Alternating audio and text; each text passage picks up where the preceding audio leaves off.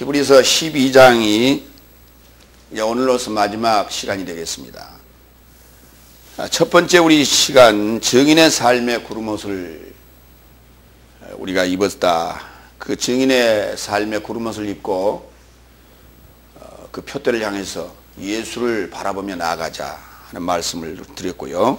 두 번째 시간, 훈련은 바로 의의 평화로운 결실을 맺기 위한 것이다. 징계가 아니라 아버지의 훈련은 당연히 우리에게 있어야 되는 것이다. 바로 그것은 평화로운 결실을 얻기 위한 하나님의 방법이었다 하는 말씀 드렸고요. 세 번째 시간, 우리 장자의 삶으로 거룩하라. 하나님은 거룩하신 분이기 때문에 거룩하지 않으면 하나님 나라에 들어갈 수가 없습니다. 모두가 의로운 삶과 그 거룩한 삶을 통해서 결실을 맺지 아니하고는 하나님 나라에 들어갈 수 없다 하는 말씀 드렸고, 오늘 이제 우리 네 번째 시간, 한 번밖에 없는 구원이라 하는 제목으로 히브리서 12장 18절로 29절 말씀 가지고 말씀 나누도록 하겠습니다. 첫 번째 대지 우리 18절로 21절 말씀 가지고 누구나 넷째 그리고 다섯째 날에 접근할 수 없다. 하나님 나라에 접근할 수 없다. 이런 제목으로 말씀을 나누겠습니다. 먼저 18절 19절 다 같이 읽겠습니다. 첫 번째, 왜냐하면 너의 삶은 만지게 된 삶과 불붙은 불과 흑운과 어둠과 폭풍과 나팔음과 말하는 삶의 소리에 접근한 것이 아니라 그것에서 들은 삶이 자신의 삶에게 말씀을 더하지 않도록 거부하였다 그랬습니다. 지금 이제 넷째 날과 다섯째 날 광야의 삶과 그리고 가나안 땅의 삶을 지금 언급하면서 우리의 삶과 비교하고 있습니다. 광야 시내산에서 여호와를 만난 상황을 오늘 설명하고 있는 것입니다. 신명기 5장 22절로 22절을 보면서 광야에서 이제 하나님을 만나게 되고 또 가나안 땅에서 하나님을 만나는 그런 상황들이 오늘 우리와의 상황과는 어떻게 연결이 되는가, 비교가 되는가 하고 하는 것을 이제 살펴보는 시간 갖겠습니다. 먼저 신명기 5장 22절 읽겠습니다. 여호와께서 이 모든 말씀을 산 위 불 가운데 구름 가운데 흑암 가운데서 큰 음성으로 너희 총회에 이르신 후에 더 말씀하지 아니하시고 그것을 두 돌판에 써서 내게 주셨느니라. 모세의 말입니다. 이스라엘 백성에게 더 이상 말씀하지 아니하시고 돌판에 기록해서 주셨더라고 하는 거예요. 왜냐하면 이스라엘 백성이 무서워하고 두려워하고 놀래기 때문에, 그래서 더 이상 말씀하기를 거부하시고 돌판에 기록해서 주셨다고 하는 것입니다. 그렇기 때문에 오늘 우리 구약에 기록된 광야에서와 가나안 땅에서의 이스라엘 백성에게 하나님이 역사하신 것은 누군가 특별한 자들, 지도자들에 의해서만 말씀하시고 그 말씀을 백성에게 전달하는 형태로 진행해 오셨다. 구원의 역사를 그렇게 진행해 오셨다. 하나님의 나타나심을 그렇게 보이셨다. 이렇게 이해하시면 되겠습니다. 신명기 5장 23절로 26절도 보겠습니다. 산이 불에 타며 캄캄한 가운데서 나오는 그 소리를 너희가 듣고 너희 지파의 두령과 장로들이 내게 나와 말하되 우리 하나님 여호와께서 그 영광과 위엄을 우리에게 보이심에 불 가운데서 나오는 음성을 우리가 들었고 하나님이 사람과 말씀하시되 그 사람이 생존하는 것을 오늘날 우리가 보았나이다. 이제 우리가 무엇 때문에 죽느냐? 이 큰 불이 우리를 삼킬 것이요 우리 하나님 여호와의 음성을 듣기 위하여 더하면 다시 들으면 우리가 죽었다. 물은 육신을 가진 자가 우리처럼 사시는 하나님의 음성이 불 가운데서 바람을 듣고 생존한 자가 누구이니까 그랬어요. 신명기 5장에서는 이들이 지금 하나님의 말씀을 거부하는 이유가 뭐냐면, 모세는 하나님과 대면하여 하나님 말씀을 들었는데 죽지는 않았어요. 그러나 이제 재차 말씀하시고 또 말씀하신다면 아마 우리는 죽을 것이다. 이렇게 하나님의 말씀 듣기를 거부했습니다. 그래서 27절에는 직접 대화를 거부하고 모세를 통하여 말씀하실 것을 요청합니다. 신명기 5장 27절 봅니다. 당신은 가까이 나가서 우리 하나님 여호와의 하시는 말씀을 다 듣고 우리 하나님 여호와의 당신에게 이르시는 것을 다 우리에게 전하소서. 우리가 듣고 행하겠나이다 하였느니라. 이와 같이 직접 대화하기를 거부하고 모세를 통하여 대화하기를 원했습니다. 이것이 바로 넷째 날과 다섯째 날의 상황이다, 이렇게 이해를 하시면 되겠습니다. 그러면 이제 넷째 날과 다섯째 날과 비교되는 날은 여섯째 날과 일곱째 날에 해당이 됩니다.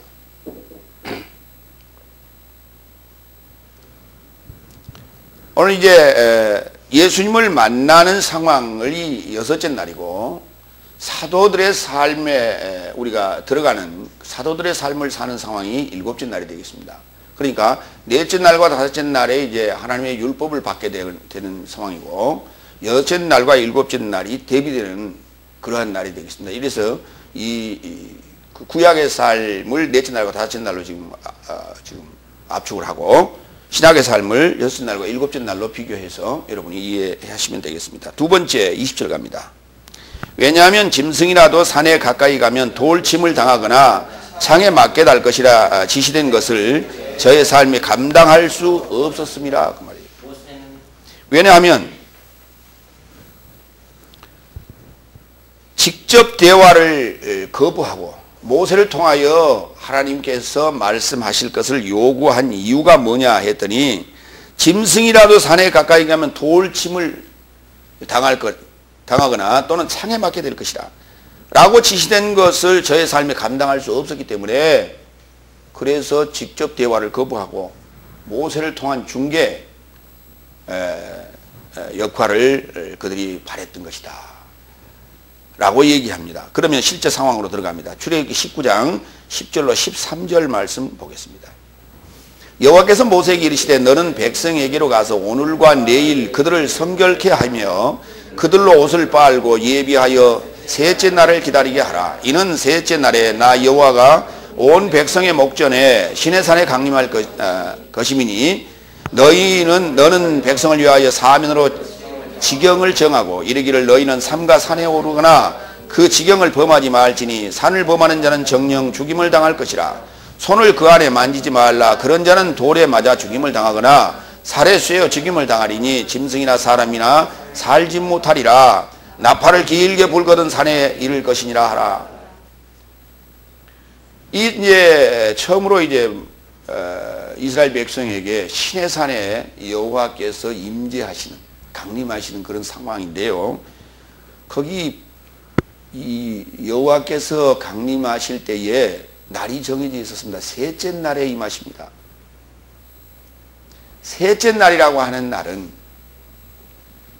여호와께서 강림하시는 날이요. 셋째 날이라고 하는 것은 여호와께서 강림하시니 곧 예수님께서 부활하시는 날입니다. 셋째 날이라고 하는 것이 이만큼 중요한 것을 언급합니다. 그러나 이 셋째 날을 감당할 수 없었던 이스라엘 백성에게는 이때는 감당할 수가 없었습니다. 저와 여러분이 지금 넷째 날과 같은 상황에서는 여호와의 말씀을 직접 받을 수가 없습니다. 그래서 목사님을 통해서, 주의 종을 통해서, 모세를 통해서, 모세와 같은 주의 종을 통해서 우리가 말씀을 받게 되는 것입니다. 그러나 여섯째 날, 일곱째 날에는 직접 주님과 대화하시는 거예요. 주님과 직접 독대하여 대화를 하는 것입니다. 이것이 바로 구약의 삶과 신약의 삶의 차이예요. 오늘 우리는 이 구약의 삶을 거쳐서 신약의 삶으로 넘어오게 됩니다. 과거의 우리의 신앙생활 초기의 상황이 오늘 광야 교회의 삶과 같았다라고 하는 것입니다. 라고 하는 것을 지금 비교하여 지금 점검하라는 의도에서 히브리서 12장에 이와 같이 말씀하고 계신다, 이렇게 보시면 되겠습니다. 출애굽기 19장 20절로 22절 봅니다. 연결하여 여호와께서 시내산 곧 그 꼭 산 꼭대기에 강림하시고 그리로 모세를 부르니 모세가 올라가매 여호와께서 모세에게 이르시되 내려가서 백성을 경고하라. 백성이 밀고 들어와 나 여호와께 와서 보려고 하다가 많이 죽을까 하노라. 또 여호와께 가까이 하는 제사장들에게 그 몸을 성결케 하라. 나 여호와가 그들을 칠까 하노라. 한편에서는 이렇게 설명합니다. 우리가 주의 음성을 들으면 죽을까 하노라. 그러니 직접 듣게 하지 마시고 모세 당신을 통하여 듣게 해주소서. 이러한 내용이 신명기에는 기록이 되어 있어요. 그랬다고 신명기에 모세는 이렇게 기록을 했습니다. 그런데 출애굽기에서의 직접적인 그때의 상황으로는 여호와께서 더 염려를 하셨어요. 사람들이 그렇잖아요. 뭔 신기한 일이 있으면 넘어오지 말라고 이렇게 그 바리케이트를 쳐놓거나 우리 그 안전선을 그어놓은데도 불구하고 그리 넘어오려고 하거든요. 그럴 경우에 내가 그들을 칠까 염려가 된다. 그렇기 때문에 아예 산에 들어오지 못하게 하라. 그리고 산 밑에서 머물게 하라. 이렇게 요청을 합니다. 그래서 모세는 그들에게 그와 같이 경고를 하게 되죠. 21절 넘어갈까요? 모세도 눈앞에 펼쳐진 것이 이렇게 무서워서 나는 심히 두렵고 떨린다고 말하였다. 지금 히브리서에는 이렇게 기록을 했습니다. 그러나 구약의 상황을 자세히 살펴봤더니 모세가 나도 떨린다라고 말한 적은 없었습니다. 그런데 온 백성이 이 말씀을 듣고 다 떨었다라고 하는 말씀은 있어요. 출애굽기 19장 16절을 보면 그 내용이 나오는데요. 셋째 날 아침에 우레와 번개가 빽빽한 구름이 산 위에 있고 나팔 소리 매우 크게 들리니 진중에 있는 모든 백성이 다 떨더라 그랬습니다. 자, 이러한 기록은 있습니다. 그러니까 다 떨더라 했기 때문에 모세도 그 상황에 떨었지 않았을까라고 아마 히브리서 저자는 그렇게 기록한 것 같습니다. 어쨌든 간에 이스라엘 백성이 진중에 있는 모든 백성이 셋째 날 아침에 여호와의 강림하시는 그 상황을 보면서 모두가 다 떨었다라고 하는 것입니다.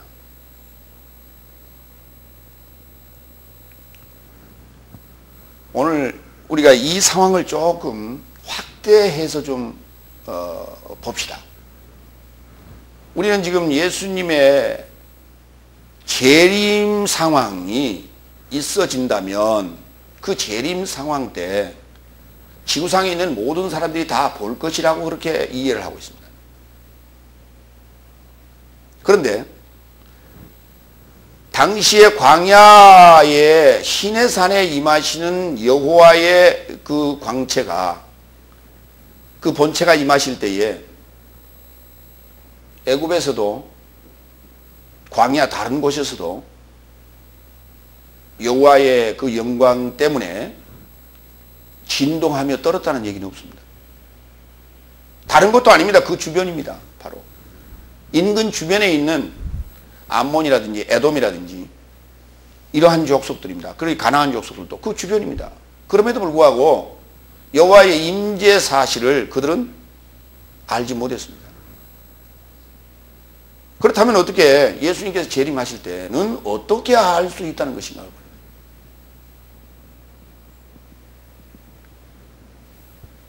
예수님의 재림할 곳은 정해놨습니다. 감람산에서 부활 승천하셨기 때문에 감람산에 오십니다. 왜냐하면 하늘로 가심을 본 그대로 오신다 했거든요. 그렇기 때문에 감람산에 임하게 됩니다. 성경대로 보게 되면 그렇습니다. 그렇다면 거슬러 올라가 우리 과거를 한번 되새겨 봅시다. 1992년 10월 28일 사건. 공중재림한다고 난리가 났습니다. 그런데 어느 방송도 어떤 사람도 감람산에 카메라를 들고 간 적 없어요. 중계방송하려고. 그러니까 뭔가 앞뒤가 안 맞는 얘기들을 지금 우리가 현실적으로 안 맞는 얘기들을 하고 있는 거예요. 그 얘기를 잠깐 말씀을 드리고 갑니다. 여호와를 보는 자는 누구나 두려워서 떨게 된다라고 하는 얘기인데 바로 이 상황을 당시의 출애굽기 상황에서만 그랬는가라고 하는 거예요. 아닙니다. 이사야서 상황도 좀 보겠습니다. 이사야서 상황은 지금 가나안 땅에서 선지자 이사야가 여호와의 영광을 목도한 장면입니다. 이사야서 6장 3절로 5절 보겠습니다.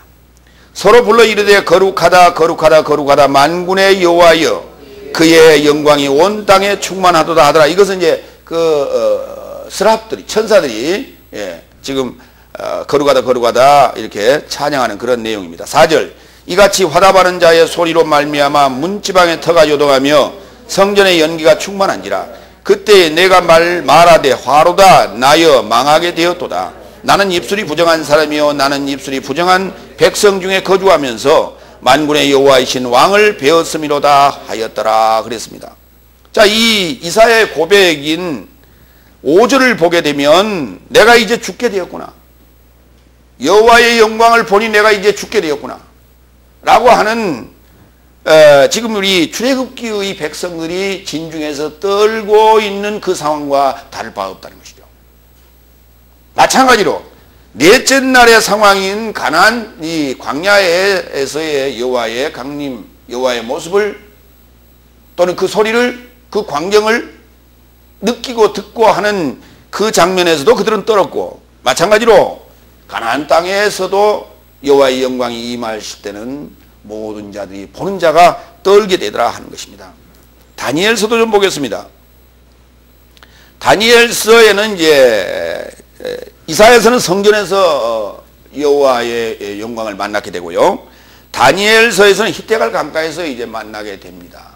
그러니까 장소 불문하고 여호와께서 지금 임재하시는데 그때마다 그를 목도한 자는 누구나 떨게 된다고 하는 것이죠. 5절로 다니엘서 10장 5절로 8절 봅니다. 그때 내가 눈을 들어 바라본즉 한 사람이 세마포 옷을 입었고 허리에는 우바스 정금띠를 띠었고 그 몸은 황옥 같고 그 얼굴은 번갯빛 같고 그 눈은 횃불 같고 그 팔과 발은 빛난 놋과 같고 그 말소리는 무리의 소리와 같더라. 이 이상은 나 다니엘이 홀로 보았고 나와 함께한 사람들은 이 이상을 보지 못하였어도 그들이 크게 떨며 도망하여 숨었었느니라. 그러므로 나만 홀로 있어서 이 큰 이상을 볼 때에 내 몸에 힘이 빠졌고 나의 아름다운 빛이 변하여 썩은 듯 하였고 나의 힘이 다 없어졌으나 이렇게 기록하고 있어요. 오늘 이 다니엘도 모세도 이사야도 다 믿음의 그 장로의 삶에 포함될 수 있는 사람들입니다. 포함된 사람들입니다. 그럼에도 불구하고 그들이 여호와의 영광을 볼 때에 무서워서 두려워서 떨 수밖에 없었다고 하는 것입니다. 여호와께서 나타나실 때에 여호와의 임재의 상황을 목도하거나 들은 사람들은 떨 수밖에 없습니다. 왜냐하면 그들이 죄인이기 때문에 그렇습니다. 죄인은 형사가 나타나면 가슴이 조여들고 가슴이 두근두근 거리고 때로는 방광이 조여들어서 오줌을 찔끔하기도 합니다. 같은 의미예요. 거룩하신 여호와께서 임하시기 때문에 그들은 자신도 모르게 그렇게 떨 수밖에 없는 것입니다.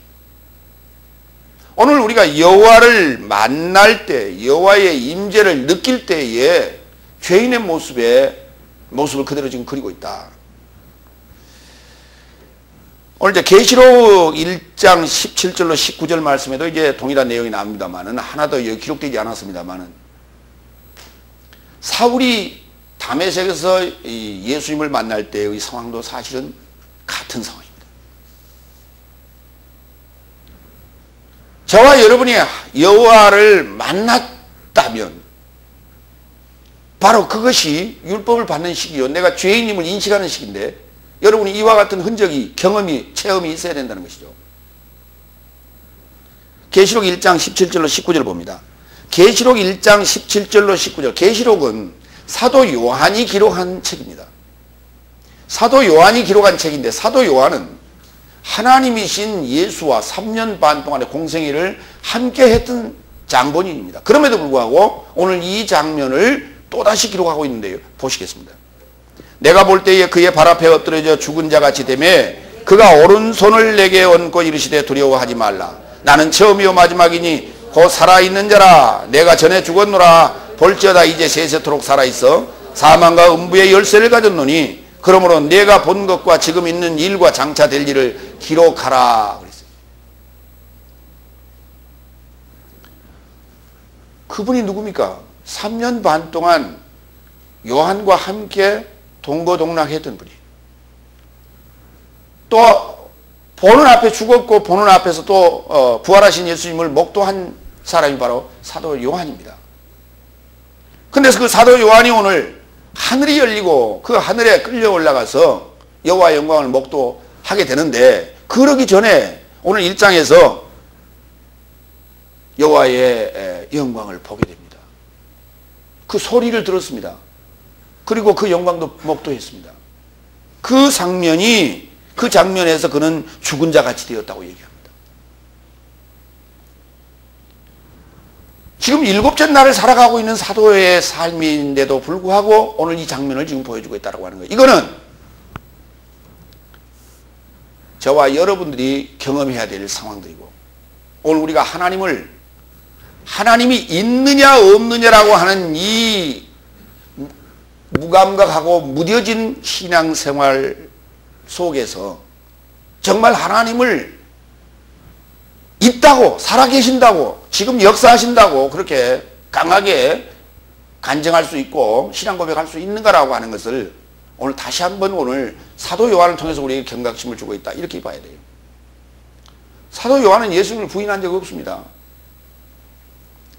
사도 요한은 요한복음을 쓴 자입니다. 사도 요한은 요한 1, 2, 3서를 쓴 자입니다. 사도 요한은 예수님과 가장 가까웠던 사람 중에 한 사람입니다. 그러한 사도 요한이 오늘 사도 요한계시록을 쓰면서도 오늘 주님의 모습을 목도하는 순간 그가 땅에 엎드려져 죽은 자같이 되었다고 얘기합니다. 저와 여러분은 어떠합니까? 지금 현재 상황에서 지금 주님이 부르시면 천국으로 갈 수가 있겠습니까? 다시 말해서 오늘 계시록 1장에서 주님을 목도하고 죽은 자같이 되어 엎드린 사도 요한의 그 지금 상태가 죄가 지금 정결케 된 상태냐 아니냐라고 하는 거예요. 지금. 오늘 지금 사도 요한은 복음을 증거하다가 잡혀서 밤모섬에 유배되어 있는 상황이에요. 전설에 의하면 그를 기름에 튀겼다고 합니다. 그럼에도 불구하고 사도 요한이 죽지 아니하니 밤모섬 옥에 지금 가둬놨어요. 그 옥 속에서, 감옥 속에서 지금 요 계시를 받는 거예요. 우리는 그렇게 살지 못했습니다. 두 번째로 갑니다.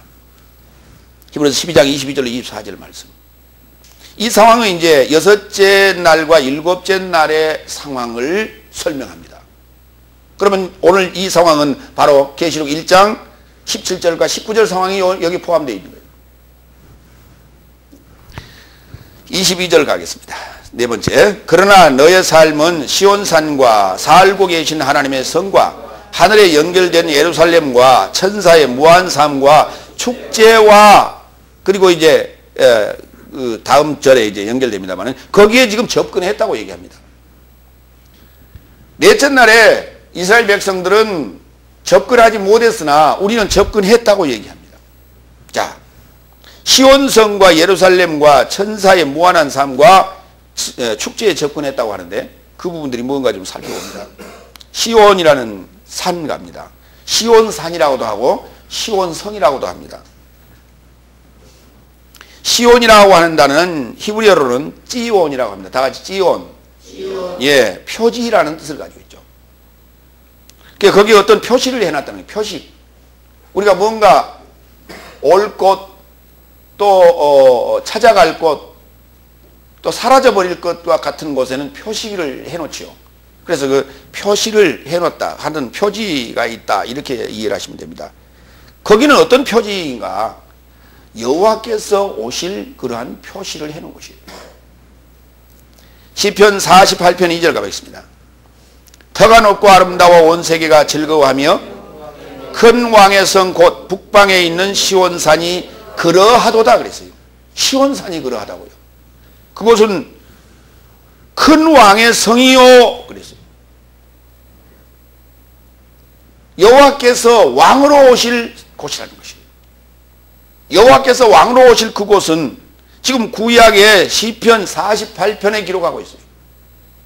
그러니까 우리는 이곳을 이스라엘 땅, 곧 중동 땅에 있는 어떤 장소로 이해를 할 수 있습니다. 그러나 계시록 14장 1절에는 시온산을 이렇게 설명합니다. 또 내가 보니 보라 희생양이 시온산에 섰고 그와 함께 144천이 서 있는데 그들의 이마에는 희생양의 이름과 그 아버지의 이름을 쓴 것이 있더라. 여기 일반적으로 얘기하는 14만 4천이라고 말합니다. 그러나 14만 4천이라고 앞으로 그렇게 말하지 마시기 바랍니다. 왜냐하면 헬라어 성경을 그대로 직역하게 되면 144천이 됩니다. 여기는 숫자적인 개수를 말하는 그러한 그 14만 4천 명이라는 의미가 아니에요. 144천이 서 있더라는 거예요.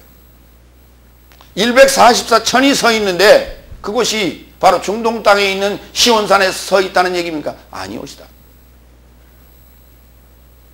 구약에서 언급하고 있는 시온산은 중동 땅에 있는 산같이 우리가 느껴집니다. 그러나 신약에서 그것을 다시 재해석해서 설명합니다. 그곳은 중동 땅에 있는 지구상에 있는 지형이 아니라고요. 내가 보니 이거는 바로 일곱째 나팔이 부러진 상황입니다. 일곱째 나팔이 부러진 상황이에요. 그리고 15장에서부터 이제 일곱 대접이 쏟아지기 시작합니다. 일곱 대접이 쏟아지게 되면 모든 것이 다 진멸되어요. 소멸되기 시작합니다. 그렇다면 바로 144천이라고 하는 이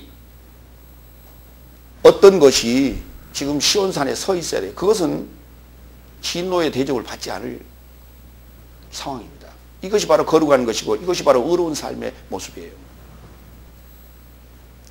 이 모습이 없다면 모두가 다 진멸되고 마는 것입니다. 바로 저와 여러분 속에 일곱째 나팔이 부러져서 하나님의 비밀이 완성되지 아니하면 이 바로 144천이라고 하는 것이 존재하지 아니합니다. 144천이 존재하지 않는다면 진노의 대접이 여러분 전체의 전신을 다 태울 거예요. 여러분의 목숨을 완전히 소멸해 버릴 거예요. 시온산은 바로 여러분 자신 안에 있어야 됩니다. 바로 주님이 셋째 날에 임하실 곳입니다. 바로 여러분이 이제 여섯째 날과 일곱째 날에는 이 시온산에 여러분이 접근했다는 거예요. 바로 히브리서 11장에서 얘기하는 믿음의 장로의 삶은 증거는 받았으나 연통은 받지 못했습니다. 여기 접근하시오라는 연통을 받지 못했습니다. 이 연결된 하늘과 연결된 소식을 받지 못했습니다. 그러나 저와 여러분은 오늘 지금 여섯째 날에 이 거룩한 시온성에 접근할 수 있는 소식을 받은 자들입니다. 그러므로 믿음의 증인의 삶의 옷을 우리가 입고 이 표대를 향해서 나아가야 됩니다. 예루살렘은 어떤 곳인가? 마찬가지입니다. 예루살렘도 마찬가지로 중동에 있는 어떤 장소로 우리는 이해하게 될 것입니다. 이사야서 52장 1절로 2절을 보겠습니다. 시온이여 깰지어다 깰지어다 내 힘을 낼지어다 거룩한 성 예루살렘이여 내 아름다운 옷을 입을지어다 이제부터 할례받지 아니한 자와 부정한 자가 다시는 내게로 들어옴이 없을 것임이라 너는 티끌을 털어 버릴지어다 예루살렘이여 일어나 앉을지어다 사로잡힌 딸 시온이여 내 목에 줄을 스스로 풀지어다. 자 보세요. 시온이 어떻게 깨어납니까? 거룩한 성 예루살렘이 어떻게 아름다운 옷을 입을 수가 있습니까?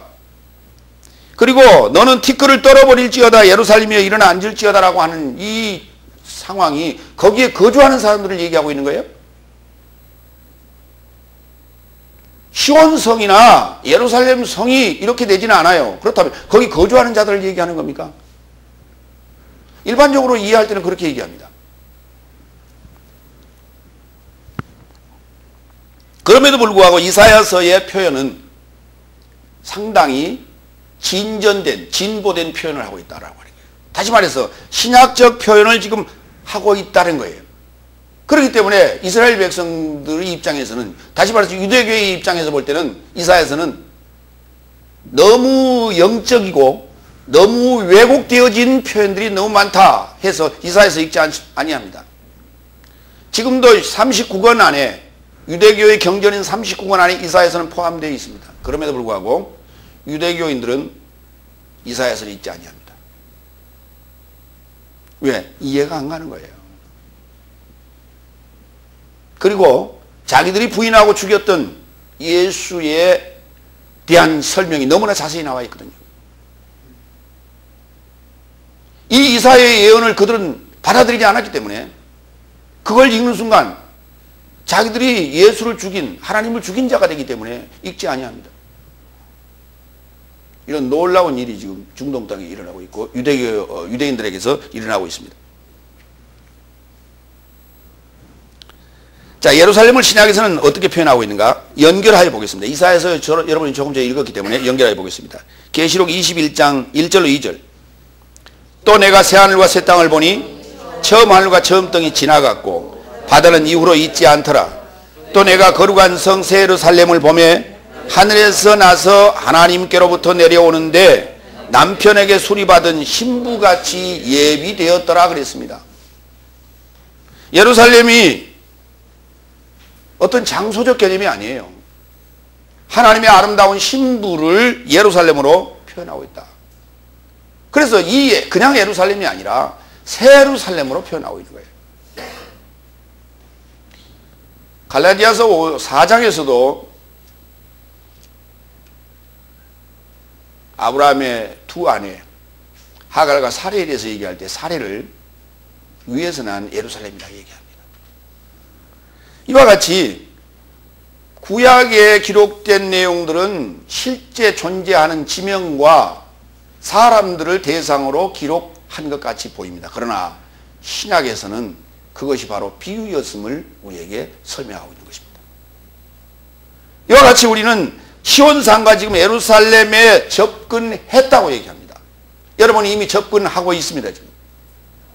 이것이 바로 구원의 여정 속에 지금 들어있다는 것이에요. 반드시 구원의 여정 속에는 뭐가 있어야 돼요? 믿음이 있어야 되며 그 믿음의 증인의 삶의 옷을 여러분이 입고 가야 돼요. 구약을 부인할 수 없는 거란 말이에요. 구약의 삶이 나의 삶이 되지 아니하고 나의 과거가 되지 아니하고는 여러분의 구원은 없다 이렇게 말할 수 있어요. 갑자기 신약에서 어떻게 구원이 있을 수가 있어요? 그럼 구약 성경을 볼 이유도 없고 우리가 여기 66권 안에 붙여놓을 이유도 없는 거예요. 그러니까 구약의 삶이 역사적인 얘기냐 나의 삶의 한 부분이었느냐라고 하는 거예요. 구약 성경은 기독교 사적인 입장에서 바라보는 역사적인 관점이 아니라는 거예요. 지금. 바로 나의 삶의 과거의 삶이었다라고 하는 거예요. 여러분이 교회에 처음 나올 때 하나님 말씀을 처음 받을 때의 상황이 바로 구약의 삶의 모습이었어요. 여기 지금 천사의 무한한 삶과 축제라고 했는데 축제라는 그 천사의 무한한 삶에 대해서 말씀을 보겠습니다. 그 천사의 무한한 삶이라고 하는 것이 뭐냐면 마태복음 22장 30절을 보면 이해가 하실 거예요. 왜냐하면 부활 안에서는 혼인도 아니하고 출가되지도 않고 오히려 그의 삶은 하나님의 천사 삶과 같이 하늘 안에 있느니라. 바로 첫째 부활에 참여한 자들을 얘기하는 것입니다. 첫째 부활에 참여한 자들을 오늘 지금 천사의 무한한 삶에 우리가 접근했다고 말하는 거예요. 오늘 지금 히브리서를 설명하지 못하면 이건 그냥 공한 얘기예요. 공한 얘기고 신비스러운 얘기일 뿐이에요. 그냥 이거 언제 우리가 이거 접근해 보고 합니까? 내가 이 접근했다는 것을 뭘로 입증합니까? 아무도 설명해 주지 않으면 입증 못합니다. 근데 그 자에게 무슨 구원이 있겠어요? 우리가 구원을 얻는다는 것은 여호와를 만나야 돼요. 오늘 지금 히브리서 12장에 얘기하고 있는 22절로 24절에 얘기하고 있는 여기에 접근해야 된다는 얘기예요. 이것이 입증이 돼야 돼요, 여러분이. 여러분 삶 속에서 입증이 돼야 돼요. 오늘 우리는 첫째 부활에 들어가지 아니하면 안 돼요. 첫째 부활에 들어간 자만이 거룩하다 그랬어요. 이 자만이 하나님 만날 수가 있어요. 하나님 앞에 갈 수 있어요. 오늘 이 첫째 부활에 참여한 자가 바로 천사의 삶을 살게 되는 것이에요. 하나님의 사도가 되어서, 하나님의 사자가 되어서 하나님 말씀을 증거해 할 수가 있어요. 모세와 같은 삶이 아닌 사도와 같은 삶을 살게 되는 거예요. 이사야 선지자의 삶이 아닌 사도와 같은 삶을 살게 되는 거예요. 이게 바로 부활, 첫째 부활에 들어간 천사의 삶이에요. 구약에 나타난 천사의 삶을 살았던 사자란 말이나 천사란 말이 같은 말입니다. 구약에 하나님의 사자의 삶을 살았던 사람들은 그 자가 거룩했기 때문에, 그 자가 하나님의 말씀을 전달할 자격이 있었기 때문에 택한 게 아닙니다. 그건 하나님의 정권적인 특권이었어요. 그러나 신약에서 천사의 삶을 살게 될 자들은 누구나 첫째 부활에 들어간 자는 그 정권 대사로 위촉되는 것입니다. 그래서 구약의 삶과 신약의 삶이 다르다는 거예요. 다음에 축제에 접근했다고 했는데 이거를 우리 개혁성경에 뭐라고 했냐면 총회라고 해놨어요. 천사의 그 삶과 그 무리와 그 다음에 총회라고 해놨는데, 총회란 단어 그걸 이제 축제로 바꿨는데요. 그 단어의 본뜻은 이런 것입니다. 파스라는 모둔이라는 단어와 아고라라는 시장이라는 단어를 합쳐놓은 거예요. 그러면 시장이라는 의미가 뭘까? 뭔가 모여서 떠들썩한 곳이에요. 장터입니다. 장터. 시장터. 장터. 그러니까 과거에 모일 수 있는 곳이 광장인데요. 그걸 우리는 장터라고 해요. 장도 쓰고 또는 때로는 거기서 집회도 하고 여러 가지 뭐 축제도 하고 하는 곳이 바로 이 장터라는 아고라예요. 사람들이 모일 수 있는 어떤 공간. 우리 서울로 얘기하면 어디? 시청 앞에 그 광장 이런 곳입니다. 과거에는 여의도 광장이 컸습니다만 지금 그게 다 공원을 만들어 버렸기 때문에 그렇게 이해를 하시면 되겠습니다. 그러니까 모든 그 장터들이 그 말이에요. 장터에 그 축제에 모였다는 것입니다. 거기에 우리가 접근했다 그랬습니다. 그러면 그곳이 어떤 곳인데 성경에서는 어떻게 얘기하는가 좀 보겠습니다. 사도행전 17장 16절로 18절. 바울이 이제 아덴에서 복음을 전하는 그 상황인데요. 바울이 아덴에서 저희를 기다리다가 온 성에 우상이 가득한 것을 보고 마음에 분하여 회당에서는 유대인과 경건한 사람들과 또 장터에서 날마다 만나는 사람들과 변론하니 어떤 에비구레오 수도이고 철학자들도 바울과 쟁론할세 혹은 이르되 이 말장이가 무슨 말을 하고자 하느냐 하고 혹은 이르되 이방신들을 전하는 사람인가 보다 하니 이는 바울이 예수와 또 몸의 부활 전함을 인함이더라. 그러니까 아데네라고 하는 곳은 아테네를 얘기합니다. 그리스 아테네인데 그리스 아테네 하면 우리가 철학이 유명하죠. 그러니까 거기 지금 그들이 쟁론하는 모든 자들이 다 말쟁이들이에요. 말 잘하는 사람들입니다. 다 철학자들이었어요. 그들과 대화할 때에 그들이 말하는 이해할 수 없는 뭔가를 얘기하고 있단 말이에요. 그래서 그게 뭐냐면 예수에 관한 얘기였습니다. 예수의 죽으심과 부활에 관한 얘기를 했어요. 그러니까 그들의 철학적인 사고로서는 도저히 이해가 안 되는 얘기였어요. 그리스 신화도 그들은 알고 있었습니다. 그럼에도 불구하고 예수의 죽으심과 부활에 관한 얘기는 도저히 이해가 안 가는 거예요. 그런데 그 장소가 어디였는가 했더니 바로 회당이라고 하는 곳과 장터에서 했다는 것입니다. 회당도 모이는 곳이에요. 그리고 장터도 모이는 곳이었습니다. 그러니까 회당이라고 하는 것은 특별한 어떤 목적을 가지고 모여드는 사람들의 장소일 수 있고 그 다음에 장터라고 하는 것은 다양한 사람들이 모여들 수 있는 그런 장소다. 이렇게 이해를 하시면 되겠습니다. 그런데 다양한 사람들이 모여드는 그 축제의 장, 결국은 어떤 축제의 장입니까? 우리가 접근한 곳은 하나님 나라의 축제의 장이에요. 하나님 나라의 축제의 장에 복음을 전하는 복음 전도의 축제의 장에 우리가 접근했다는 것입니다. 거룩이 아니에요. 이 축제의 장은 말씀을 이해하고 받고 감사하고 감격하고 기뻐하고 즐거워하는 것이에요. 이것이 축제의 장입니다. 축제를 벌이는데 여러분 거룩하고 있습니까? 아니옵시다. 그건 구약적인 삶이에요. 다섯 번째 23절. 하늘 안에 기록된 장자의 삶과 삶의 교회와 모든 삶의 심판자 하나님과 완전해진 의로운 영의 삶에 접근했다는 것입니다. 너무 많으니까 이제 이것을 절을 나눠놨어요.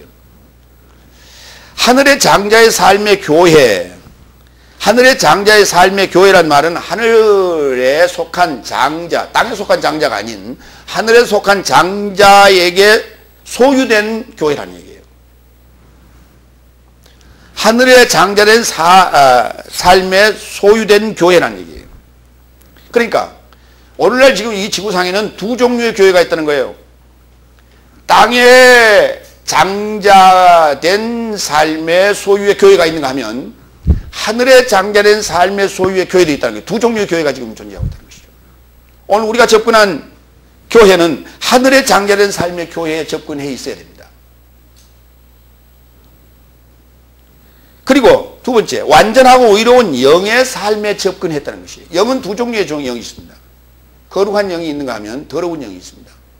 다 영의 역사예요. 그 영의 역사는 기적이 일어납니다. 은사로 일어납니다. 그런데 영에 대한 분별력이 없이는 그것이 더러운 영의 역사인지 거룩한 영의 역사인지 우리가 알 수 없습니다. 그러면서 인간이 이해할 수 없는 어떤 영적 역사가 일어나기 때문에, 기적이 일어나기 때문에 거기에 사람들은 혼을 뺏기게 돼 있어요. 매료되게 돼 있어요. 따르게 돼 있어요. 숭배하게 돼 있어요. 오늘 우리가 접근한 영은 바로 완전하고 의로운 영이라는 거예요. 그러면 영이 뭐냐? 영을 뭘로 느끼는가? 하나님의 말씀을 풀어서 적용하여 설명할 수 있는 그러한 영이어야 됩니다. 하늘의 삶을 우리에게 증거해 주는 영이어야 됩니다. 거기에 우리가 접근해 있어야 돼요. 보겠습니다. 모든 교회 삶의 장자가 누구신가라고 하는 거예요. 그분이 누구신가. 다시 말해서 이 교회는 하늘에 속한 장자가 다스리는 그러한 교회여야 된다는 것입니다. 로마서 8장 29절로 30절 봅니다. 그의 삶을 예지하시고 그의 아들의 형상의 본보기를 예정하였으니 많은 형제의 삶 안에서 그를 맏아들로 있게 하려 함이라. 그래서 그를 예정하신 이들을 또한 초청하셨고 초청하신 이들을 또한 의롭게 하셨고 의롭게 하신 이들을 또한 영화롭게 하셨느니라. 누가요? 맏아들이요. 우리 하나님의 맏아들이 누굽니까? 많은 형제의 삶 중에 맏아들이 누굽니까? 예수님. 우리는요? 하나님의 아들들입니다. 그런데 하나님의 아들들의 맏아들은 누구라고요? 예수님. 그 예수님이 우리를 초청하신 이유가 뭐라고요? 우리를 의롭게 하시려고요. 그리고 우리를 영화롭게 하시려고요. 이게 지금 로마서가 우리에게 지금 설명하고 있는 거예요. 오늘 우리를 초청한 이유가 뭐냐? 우리를 지금 하나님의 하늘의 장자의 삶의 교회에 초청하신 이유가 뭐냐라고 하는 거예요. 오늘 지금 설교의 제목이 뭡니까? 다 같이 한 번밖에 없는 구원이에요. 한 번밖에 없는 구원이라는 말은 무슨 말입니까? 우리가 가는 길이 철길과 같아요. 철로와 같다 이 말이에요. 어느 노선에 우리가 진입을 해야만이 이게 온전한 구원에 이를 것인가라고 하는 거예요. 잘못 들어서면 멸망의 길이고 잘 들었으면 구원의 길입니다. 그런데 이 기회는 딱 한 번밖에 없다는 거죠, 우리에게. 오늘 지금 여기 두 번째 대지에 여섯째 날과 일곱째 날에 접근하는데, 이 접근할 때에 이 기회는 한 번밖에 없다는 거예요. 이거 다시 한참 가다가 다시 모르겠습니다가 안 된다 이거예요. 이만큼 중요한 얘기입니다. 출발이 잘 돼 있어야 돼요. 그런데 출발이 잘못되어 있더라도 중간에 궤도 수정을 할 수 있어요. 이 궤도 수정을 잘 설명 듣고 잘 궤도를 수정해야만이 우리가 올바른 구원의 노선에 들어가게 되는 것입니다.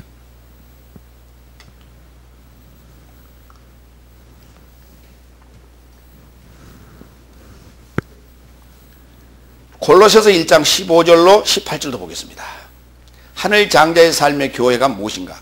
그는 볼 수 없는 하나님의 형상이요 모든 창조물보다 먼저 나신 자니 모든 삶이 그 안에서 창조되었으니 하늘 안에 있는 삶과 땅 위에 있는 삶과 보이는 삶과 보이지 않는 삶과 혹은 보좌의 삶이나 통치자 삶이나 우두머리의 삶이나 권세 삶이나 모든 삶이 그로 인하여 창조되었고 그로 그에 이르고자 창조되었더라. 어디에 이르고자? 누구에 이르고자? 하나님에 이르고자 창조되었더라고요. 피조물이 아닙니다. 창조물이에요. 우리는 피조물은 그 형상과 그 속성대로 존재할 뿐이에요. 그러나 하나님께서 창조하신 사람만큼은 하나님의 형상을 가지라고 요구합니다. 이것이 하나님이 사람을 창조한 목적이에요. 내가 하나님을 찬양하려면 하나님의 속성을 가지지 아니하고는, 하나님의 형상을 가지지 않고는 하나님을 찬양할 수가 없어요.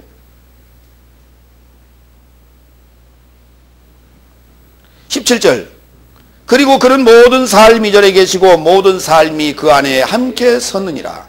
그는 몸인 교회의 머리요, 맞죠? 그는 시작이요 죽음에서 나오신 초태생이시니, 그 초태생이라는 단어가 장자라는 얘기입니다. 모든 죽은 삶 중에 가장 먼저 부활하신 분이란 말이에요. 그래서 그를 첫 열매라고 부릅니다.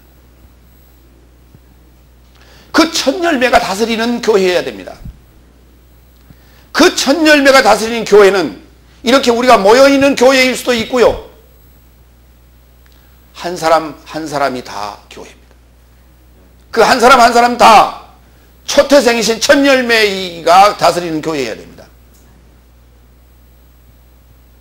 그러면 그 전에는 누가 다스렸다는 얘기입니까? 예수님이 오시기 전에는 사단이 다스렸다는 얘기입니다. 교회를 나왔는데도 불구하고요, 맞습니다. 교회를 다녀도 마찬가지입니다. 주님을 만나기 전까지는 사단이 다스리는 것입니다. 예수님이 오셨을 때 유대교, 하나님을 섬기는 자들이었습니다. 예수님께서 그들을 향해서 얘기했습니다. 너희 아비는 마귀라고. 이거 우리 놓치면 안 됩니다.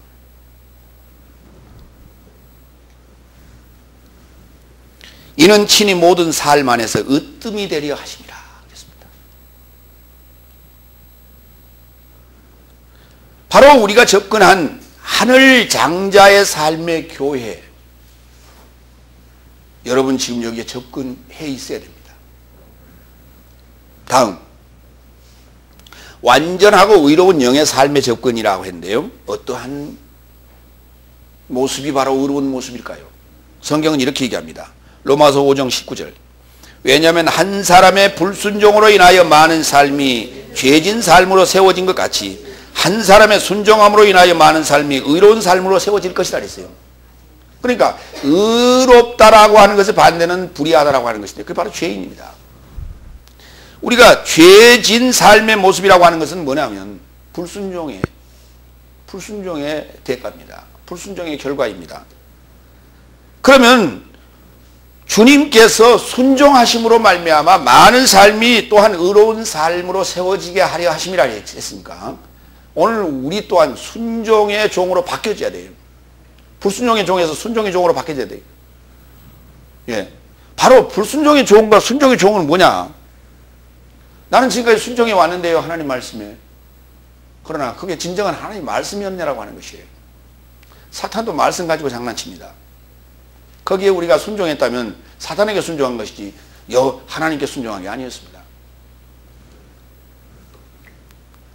그런데 이 순종에 관한 얘기를 에베소서에는 이렇게 단정적으로 얘기합니다. 6장 1절로 4절.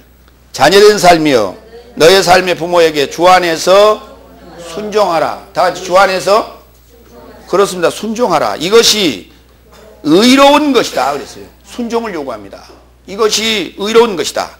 너의 아버지와 어머니를 공경하라. 이것이 연통 안에 있는 첫 계명이요 너에게 잘 되게 하려고 하며 내가 땅에서 장수할 것이다. 그리고 아비된 삶이여 너의 삶의 자녀를 성내게 하지 말고 오히려 주의 훈련과 훈계 안에서 양육하라 그랬어요. 여기 부모가 누굽니까? 육신의 부모를 얘기합니까? 아닙니다. 하나님의 말씀을 가르치는 자가, 올바로 가르치는 자가 주의 천사요 주의 사자의 자격으로 와 있는 자가 바로 말씀의 아버지예요. 나의 말씀의 어머니.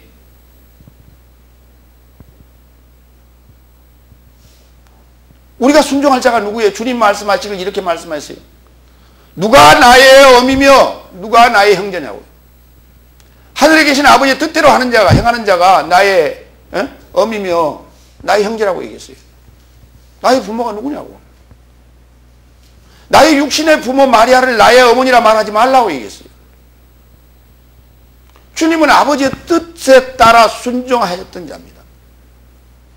오늘 우리가 하늘에 계신 아버지의 뜻을 분별할 수 있고 그 뜻에 순종할 수 있는 길이 뭐냐고요.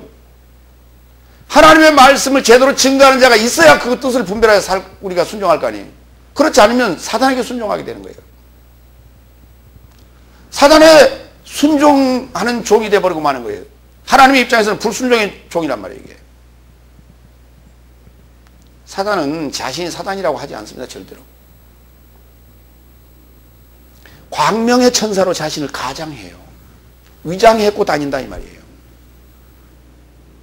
그러면 이 땅 위에 사단의 종이나 사단의 사자들이 얼마나 많은가? 무수히 많습니다. 그들이 다 누구라고요?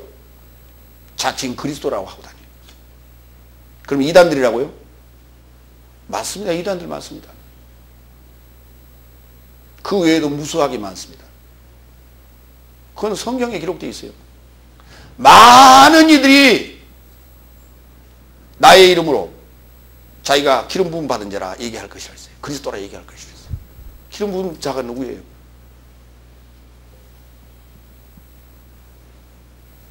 여섯 번째 24절. 새 언약의 중보자 예수와 아벨보다 더 낫다고 말하는 뿌림의 피에 접근한 것이다. 그래서 이 접근한 것이라는 단어가 이제 여기 와서 이제 마무리가 되는 거예요. 여기 와서. 예. 22절, 23절, 24절 와서 이제 마무리를 하는 거예요. 예수의 피 뿌림에 접근했다. 그걸 십자가에 참여한 얘기를 하고 있는 것입니다. 갈라디아 5장 24절, 갈라디아 2장 20절. 내가 그리스도와 함께 십자가에 못 박혔나니. 그리스도 예수의 사람들은 육체 아파의 정과 욕심을 십자가에 못 박았나니.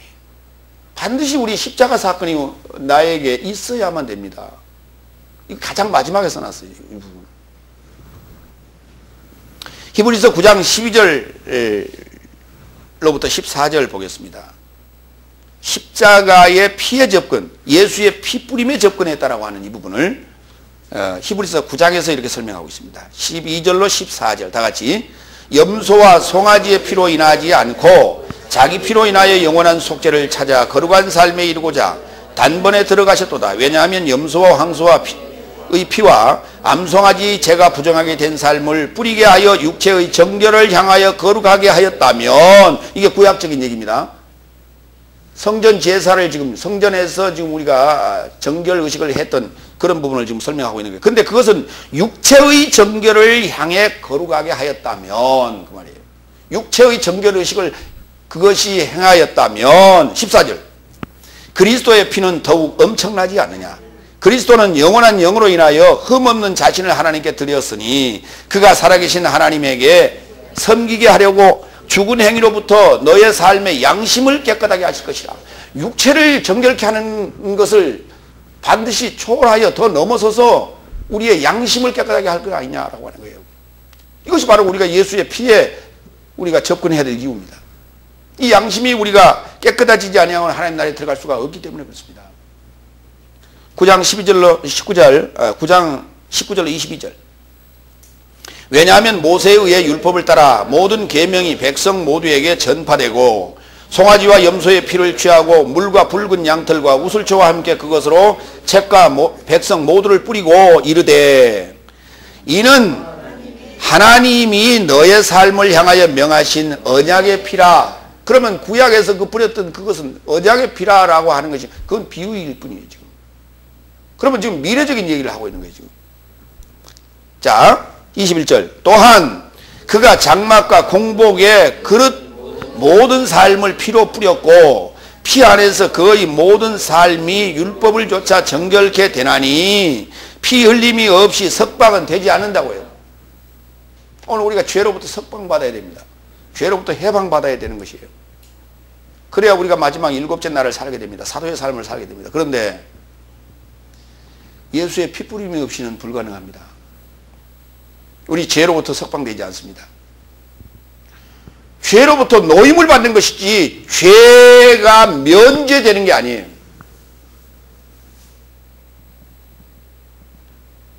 우리는 죄가 면제됐다고 얘기합니다. 그러나 죄는 면제되지 않습니다.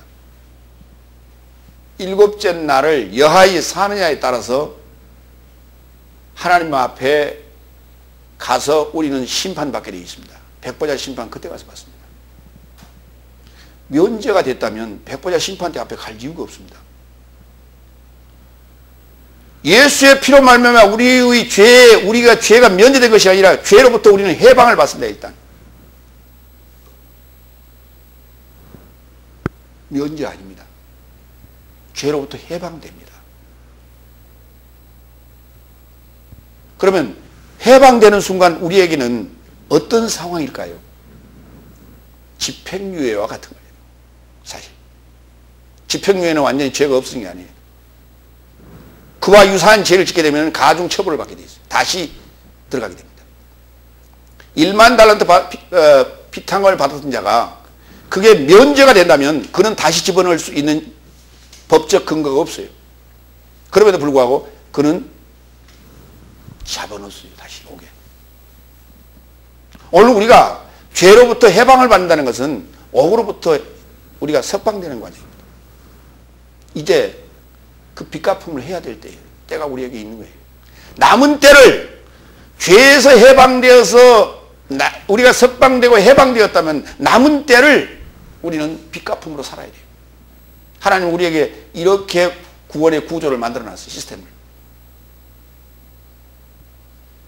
근데 교회 나와서 나 예수 믿습니다. 나는 주를 나의 구주로 고백합니다. 라고 고백하면 구원 준다고요? 그런 싸구려 구원은 그건 싸구려 구원이에요. 우리 지금 믿음의 선진들이 그 싸구려 구원 때문에 캐토릭과 정면으로 싸우고 종교개 해가지고 지금 이 개신교를 세운 거 아닙니까? 그런데 오늘날 우리는 지금 어떻게 지금 믿고 있어요?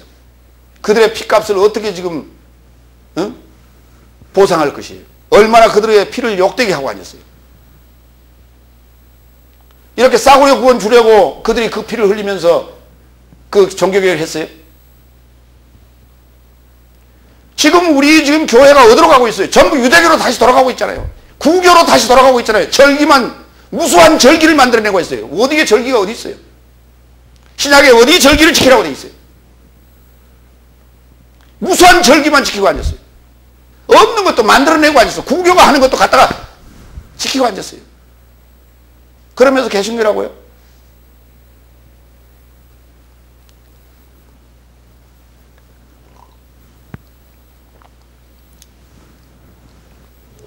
이번에서 12장 25절 26절 마지막 날을 준비하라.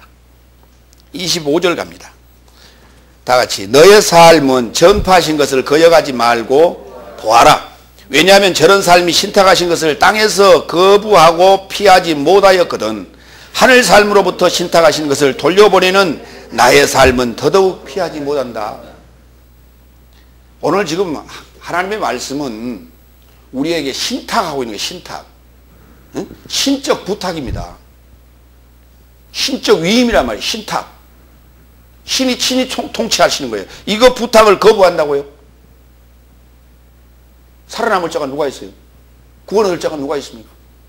하나님 말씀 거부하며 하나님 말씀 뜻대로 살지 아니한 자고 누가 구원을 얻을 수가 있어요? 없습니다. 하나님의 말씀대로 살지 아니하고도 구원을 얻을 수 있다고 말하는 자는 거짓말장이에요. 그는 사단의 종입니다. 하나님의 종이 아닙니다. 미혹되지 마시기 바랍니다. 넷째 날과 다섯째 날의 삶과 여섯째 날과 일곱째 날의 삶을 지금 비교했습니다. 오늘 이 말씀을 듣고 있는 자들에게 어찌해야 안식에 들어갈 수 있는지를 고민하고 있는 것이에요. 안식에 들어가는 것이 뭡니까? 구원 아닙니까? 진리의 말씀을 거역하지 말고 받아들이고 주목하여 보고 실천하라고 요구합니다. 마태복음 11장 16절로 17절 볼까요? 이 세대가 지금 어떠한지. 이미 지금 이 세대가 어떠한지는 마태복음 11장 16절로 17절에 기록해 놨어요. 이 세대를 무엇과 같다 하리요? 장터 안에 앉아있는 아이들이 그의 동무들에게 소리 지르는 것과 같다 하겠다. 그리고 그들이 말하되 우리가 너의 삶에게 피리를 불어도 춤추지 아니하고 우리가 너의 삶에게 애국하여도 너희가 가슴을 치지 않는다 하는도다. 축제의 장터에서 피리 부르면 사람들은 춤을 춰야 됩니다. 축제에 참여한 자들이 거기에 축제에 곡이 연주가 될 때 춤을 춰야 되는 거예요. 흥겨워해야 되는 거예요. 그런데 피리를 불어도 지금 침묵하고 있더라는 것이에요.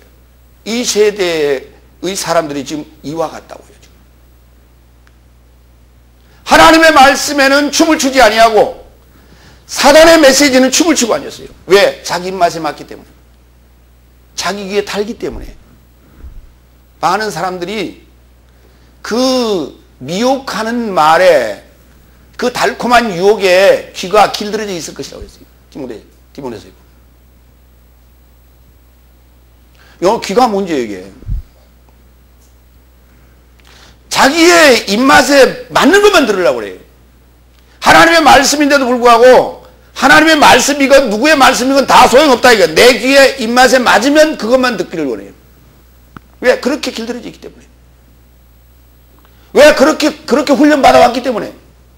어디서? 교회에서 그렇게 훈련 받아왔어 지금까지. 마태복음 7장 21절로 29절. 나에게 주여 주여 말하는 자가 모두 하늘나라 안으로 들어가지 못하고 다만 하늘 안 나의 아버지의 뜻을 행하는 자가 들어갈 것이다. 많은 삶이 그 나라 안에서 나에게 말할 것이다. 주여 주여 나의 삶이 당신의 이름으로 예언하였고 당신의 이름으로 귀신을 쫓아내었고 당신의 이름으로 많은 권능을 행치 않았습니까? 그때 나는 그의 삶에게 똑같이 말할 것이다. 내가 너의 삶을 도대체 알지 못하니 불법을 행하는 삶이여 내게서 떠나가라 라고 말씀하실 것이라고 기록이 났어요. 오늘 이 세대가 이렇다고요. 이렇게 분명히 성경에 기록되어 있음에도 불구하고 이거 외면합니다. 보지 않고 읽지도 않습니다. 왜 그래요? 목사님이 이 구절 말씀 안 하니까 성도들도 안 읽어요. 왜 목사님이 이 구절 안 읽어요? 성도들 떨어질까 봐서 안 읽어요. 어떻게든 모여들어야 되고 달라붙어 있어야 되니까. 성도들을 자극하는 말은 안 한다 이거예요. 이게 자극하는 말입니까? 하나님의 말씀인지? 자극을 하든 아픔을 겪든 진동을 하든 하나님 말씀은 증거해야 되는 거예요. 이게 진정한 하나님의 종이에요. 그게 무서워서 하나님 말씀을 증거하지 못하는 자가 어찌 하나님의 종이에요? 사단의 종이지. 사단이 어찌하여 성도들을 자극할 이유가 뭐 있습니까? 절대 자극해서는 안 돼요.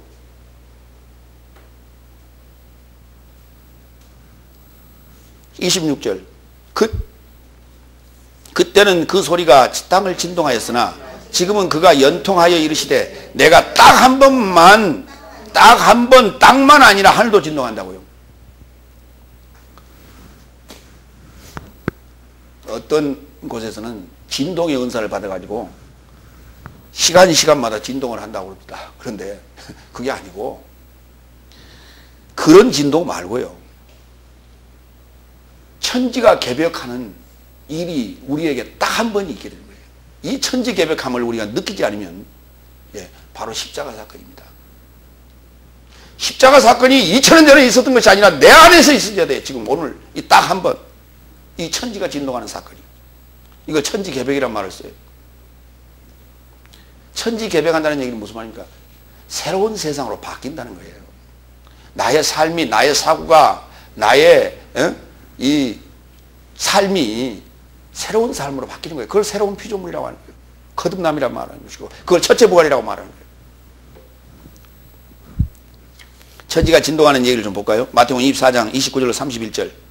그날의 삶이 환난을 만나자 즉시 해가 어둡게 되어질 것이요 달이 그 빛을 주지 못할 것이고 별들이 하늘로부터 떨어짐을 당할 것이며 하늘의 권능의 삶이 흔들림을 당할 것이다. 그리고 그때 하늘 안에 사람의 아들의 징조가 보여질 것이며 그때 땅의 지파의 삶이 모두 통곡할 것이며 능력과 많은 영광과 함께 하늘 구름 삶의 열매로 이르는 사람의 아들을 그들이 볼 것이라. 그리고 그의 천사의 삶은 큰 나팔 소리와 함께 파견할 것이며 묶인 바람의 삶에서 나온 그의 택한 삶을 하늘들의 이 말단 삶으로부터 그의 삶의 말단 삶까지 열매로 함께 모을 것이다. 추수 때입니다. 언제 추수 때요? 이게 지금 복수로 써놔서 지금 우리 지구상에서 일어나는 일로 지금 써놨습니다만 여러분 자신 안에서 이루어질 것들입니다. 여러분 자신 안에 지금 추수의 사건이 있게 되고 환난 끝에 일어나는 천지 개벽하는 사건이 일어날 거예요. 여러분이 지금까지 하늘 내 하늘이라 그리고 섬겼던 그 모든 것들이 다 지금 무너질 거예요. 이게 천지 개벽이에요. 지금까지 이게 내가 믿는 하나님이 이게 진짜 하나님이라고 믿었던 그 하나님의 진리라고 여겼던 그 내용들이 하루아침에 부서지는 날이 와요. 그게 아니라고요. 이것이 바로 하늘에 해가 어두워지고 달이 빛을 내지 않아요. 하늘에 별들이 떨어지는 사건이에요.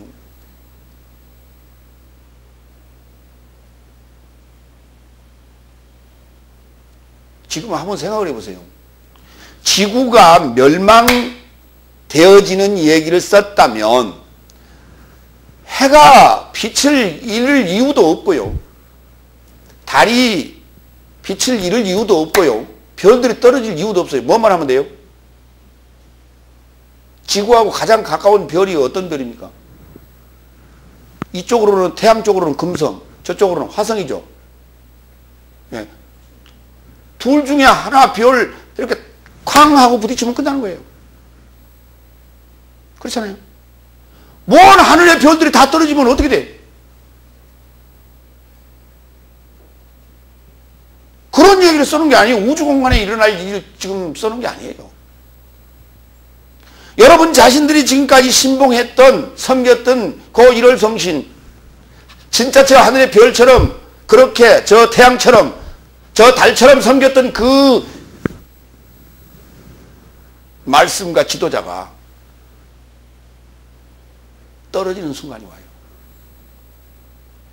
그게 아니었구나라고 하는 이 청천벽력 같은 소식을 듣는 순간이 오는 것이에요.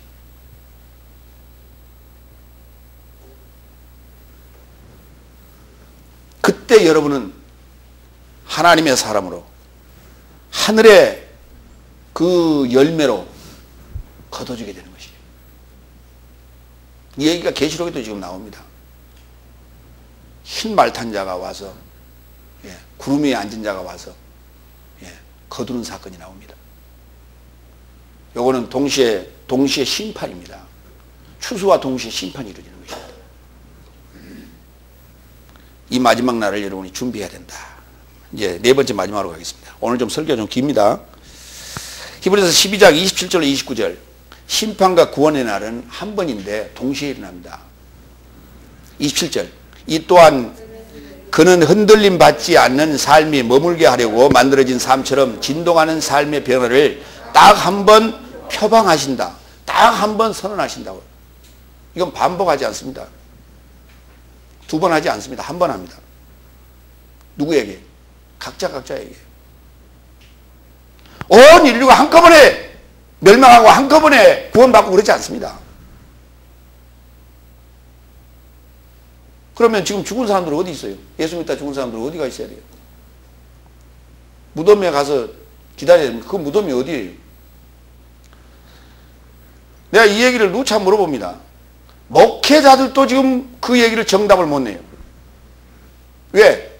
교리가 잘못되어 있기 때문에.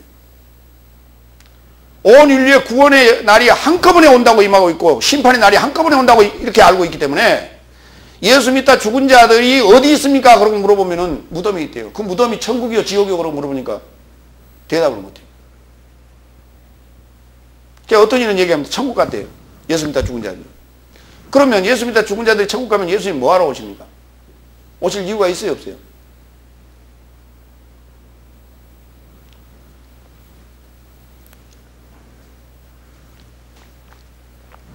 성경은 여러분 자신 안에서 이루어질 이야기를 써놨습니다. 그런데 여러분 자신 안에 이루어질 얘기를 어떻게 써놓겠어요, 이걸? 여러분 자신 안에 이루어질 일을 써놓으면 이해를 하겠어요, 여러분들이? 왜? 이 육체의 장기 안에 이루어질 일이 아니고 목숨이라고 하는 정신 안에서 이루어질 일인데 그걸 뭐라고 써야 됩니까? 용어를 어떻게 써야 돼요? 용어를 쓸 수가 없습니다. 선택을 할 수가 없습니다. 용어 선택을. 그렇기 때문에 보여지는 이 지구상에 보여지는 세계의 용어로 가지고 설명을 그렇게 해놓은 거예요. 우리는 이제 처음에는 신앙생활 초기에는 그것이 보여지는 세계 것이다 이렇게 이해를 하다가 시간이 가면서 그것이 우리 각자 자신의 내면에 이루어질 것이라고 하는 것들을 성경의 요소에 박아놨습니다. 써놨습니다. 이거를 토대로 해서 그렇게 이해를 하고 들어가야 되는 거예요. 이게 장성한 믿음의 분량에 들어간 자고 이게 단단한 음식을 먹을 수 있는 자예요. 그렇지 못하는 자는 날마다 젖만 빨고 있는 자들입니다. 젖을 빠는 자가 누구예요? 영아라고 그래요. 영아. 말도 못하는 영아. 걷지도 못하고 앉지도 못하고 뒤적거리도 못하는 영아. 그가 어떻게 하나님 나라에 들어갈 수 있어요?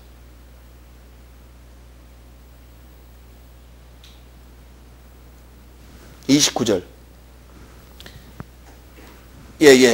히브리서 9장 27절 보겠습니다. 그 한 번이라는 표현을 이렇게 써놨어요. 히브리서 9장 27절 뭔가를 좇는 인간 삶에게 한 번 죽는 것도 인간이 몇 번 죽는다고요? 한 번 죽습니다. 이에 겸하여 심판도 놓였도다. 이와 같이 구원에 이르고자 그를 고대하는 그리스도도 많은 삶의 죄의 삶을 감당하시려고 한 번에 들여진 바 되셨으니 고대하는 삶에게 죄에서 벗어나 두 번째 보여질 것이다. 이제 두 번째 보여지는 이 순간이 뭐냐면 이게 심판이에요. 백보자 심판입니다. 그러면 요 한 번이라는 그 삶은 어느 사건이에요? 십자가 사건을 말하는 것이에요. 인간이 한 번 나와서 한 번 딱 죽는 것처럼 우리가 구원을 얻는 것도 딱 한 번 죽고 딱 한 번 삽니다. 그리고 백보자 심판에서 두 번째 나타나게 되는데 그때는 내가 이제 나의 삶을 모든 것을 정리하는 것이에요.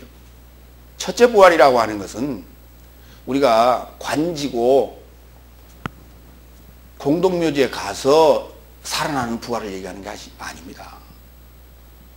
우리가 이 세상에 살면서 신앙생활 하면서 일어나는 사건이 첫째 부활입니다. 그러니까 첫째 부활에 들어가지 않는 자는 두 번째 나타나시는 그 백보자 심판은 없습니다. 백보자 심판 때 갈 사람은 누구냐? 첫째 부활에 들어간 자만 갑니다. 첫째 부활에도 들어가지 않은 자가 백보자 심판 때 가야 될 이유가 없습니다. 이미 믿지 아니한 거로 심판받았고 아직 첫째 부활에 들어가지 아니한 거로 그런 죽은 자이기 때문에 백보자 심판 때 갈 이유가 없습니다. 우리가 모두 다 죽으면 백보자 심판 때 가는 줄 알고 있죠. 그거는 불교식이에요. 불교식으로 염라대왕 앞에 가는 것으로 잘못 이해하고 앉았다 이 말이에요. 기독교가 지금.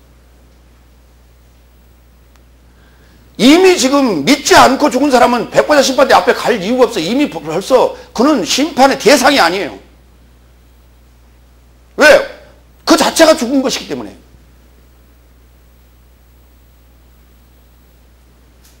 이 28절 29절 마지막 읽겠습니다. 그로 인하여 나의 삶은 흔들리지 않는 나라를 받았으니 은혜를 가지자. 이로 인하여 경외함과 경건함과 함께 하나님에게 만족하게 섬기자. 왜냐하면 나의 삶의 하나님도 소멸하는 불이시라고요. 지금 여섯째 날에 들어가 있다 하더라도 또는 일곱째 날에 들어가 있다 하더라도 잘못하면 나는 소멸될 수 있다고요. 나는 소멸될 수 있어요. 우리가 얻는 아들이라고 하는 이 자격은 신분적 자격이 아니라 명분적 자격이라고요. 이 명분, 아들의 명분에 걸맞는 삶을 살지 아니하면 언제든지 하나님은 우리를 소멸시켜요. 한 번 우리를 선택하면 버리지 않는다고요? 천만의 말씀입니다. 가룟 유다가 스스로 왔어요. 예수님 앞에. 주님이 불러서 가룟 유다가 주님의 제대된 자예요. 그러나 아버지의 뜻대로 살지 않았기 때문에 그는 버렸습니다. 예수님께서 그를 구원할 수 있는 충분한 능력을 가지고 있었음에도 불구하고 그는 버렸습니다. 이거 우리 간과해서는 안 돼요. 하나님은 소멸하시는 불이시라고. 언제든지 우리 소멸할 수 있어요. 그렇기 때문에 한시도 경외함과 경건함 이거 가지고 가야 됩니다. 이거 가지지 아니하고 엄벙 신앙생활 하다가는 아무것도 없습니다. 베드로후서 3장 10절로 13절 볼까요? 그러나 주의 날이 도적같이 오리니 그 날에는 하늘이 큰 소리로 떠나가고 초등학문이 뜨거운 물에 풀어지고 땅과 그 중에 있는 모든 일이 드러나리로다. 이 모든 것이 이렇게 풀어지리니 너희가 어떠한 사람이 되어야 마땅하뇨? 거룩한 행실과 경건함으로 하나님의 날이 임하기를 바라보고 간절히 사모하라. 그날에 하늘이 불에 타서 풀어지고 초등학문이 뜨거운 물에 녹아지려니와 우리는 그의 약속대로 의에 그가는 바 새하늘과 새 땅을 바라보도다 그랬습니다. 첫째 부활에 들어가서 의로운 삶을 살지 아니하면 우리는 새하늘과 새 땅을 볼 수가 없습니다. 이 새하늘과 새 땅을 보는 그 과정이 어디입니까? 백보자 심판 지나야 됩니다. 그때 우리가 새하늘과 새 땅 보게 되는 거예요.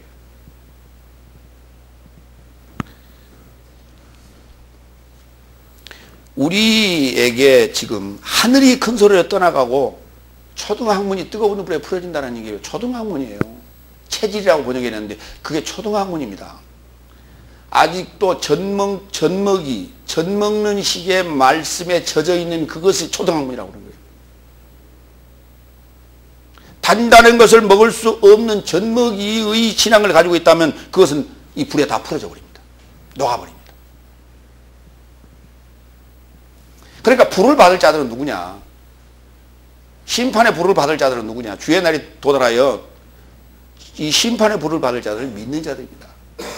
믿지 않은 자들은 그건 아예 그냥 불 속으로 그냥 들어가는 것이에요. 그 주의 날이 올 필요도 없어요. 그냥 자동으로 들어갑니다. 믿는 자들에게만 주의 날이 오셔서 심판합니다. 그런데 그 심판에서 내가 살아남아야 돼요. 그래서 불 가운데서 얻은 구원 같아야 됩니다. 나에게 의로움이 하나도 없다면, 경건한 삶이 없다면, 거룩한 삶이 없다면 나는 통째로 불타고 맙니다. 모두가 다 우리를 위하여 증거만 받았으나 그 증거 때문에 자신들의 목숨을 초기와 같이 버렸던 그 믿음의 증인들의 삶의 구름옷을 모두가 입고 담대하게 앞으로 나아가시기를 축원합니다. 기도하겠습니다. 전능하시고 자비로우신 아버지 하나님, 우리의 구원의 여정을 오늘도 주님께서는 단호하고 경고하고 있습니다. 주님의 그 단호한 말씀이 오늘 우리를 향하고 있지만 이 말씀을 열려하지 아니하고 또 전하려 하지 아니합니다. 어렵다는 핑계로 이것은 유대인에게만, 히브리인에게만 써놓은 책이라고 얘기하면서 설교하려 하지 않습니다. 오늘 주의 말씀이 새롭게 천지를 흔드는 귀하고 복된 말씀으로 전파되게 하여 주옵소서. 감사하며 그리스도 예수의 이름으로 기도하옵나이다. 아멘.